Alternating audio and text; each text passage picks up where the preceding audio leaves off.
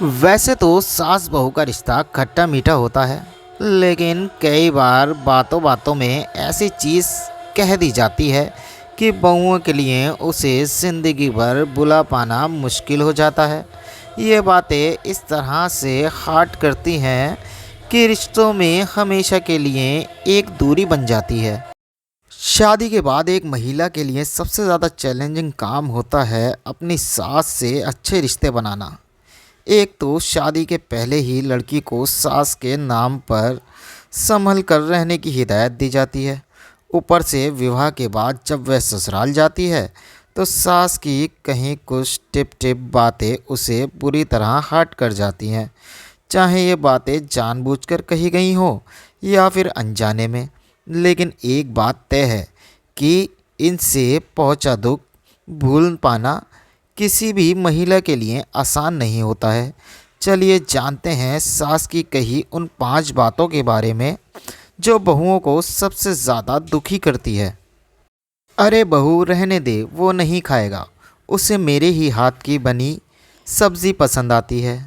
यह एक ऐसी लाइन है जो अच्छी से अच्छी मास्टर शेफ़ बहू को भी शर्मिंदा कर दे।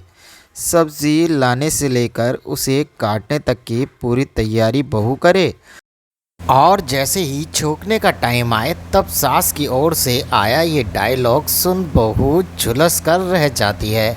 माना कि हर बेटे को अपनी ही माँ के हाथ का खाना ही सबसे अच्छा लगता है, लेकिन पत्नी भी मन से अपने पति और सभी के लिए कभी कभी स्पेशल डिश बनाना चाहती है। प्रोत्साहन की जगह ऐसा डायलॉग सुनने को मिले तो भला कौन बहू इस बात को पचा सकेगी। महिला चाहे कितनी भी इंडिपेंडेंट क्यों ना हो, लेकिन शादी के बाद अगर उसे मायके जाना हो तो इसके लिए पहले सास से परमिशन ज़रूर लेनी पड़ती है। वैसे तो अक्सर शादी के बाद बहू को अपनी जिम्मेदारी के चलते पेरेंट्स के पास जाने का कम ही मौका मिलता है, लेकिन अगर उसे घर की याद आए और वह 6 महीने में एक बार भी माता पिता के पास जाना चाहे तो अक्सर उसे अरे अभी तो गई थी का डायलॉग दिया जाता है। सास की कही यह बात बहू को सबसे ज़्यादा हर्ट करती है, क्योंकि ये भावनाओं से जुड़ा मामला होता है।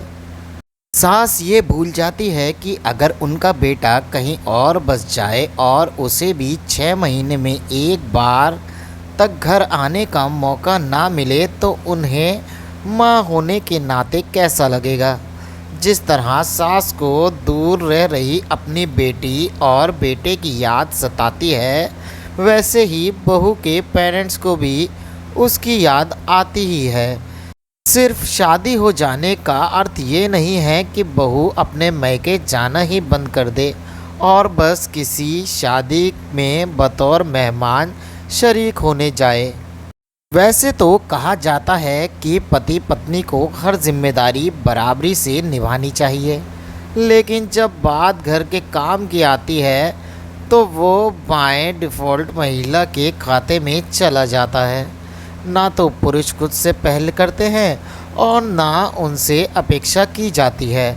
ऐसे में अगर पत्नी गलती से पति से मदद करने को कह दे और वह किचन में हाथ बटाने पहुंच जाए तब सास का फुल टॉस बॉल की तरह अरे मेरे बेटे से ये काम करवा रही हो उन्हें इरिटेशन से भर देता है। नंद घर आए तो बहू का काम डबल नहीं ट्रिपल हो जाता है। अपनी शादीशुदा बेटी के साथ ज़्यादा से ज़्यादा समय बिताना, उसे आराम करने का मौका देना हर माँ चाहेगी, लेकिन उसका मतलब ये तो नहीं कि यह भूल जाए कि घर की बहू के पास वैसे ही बहुत काम है।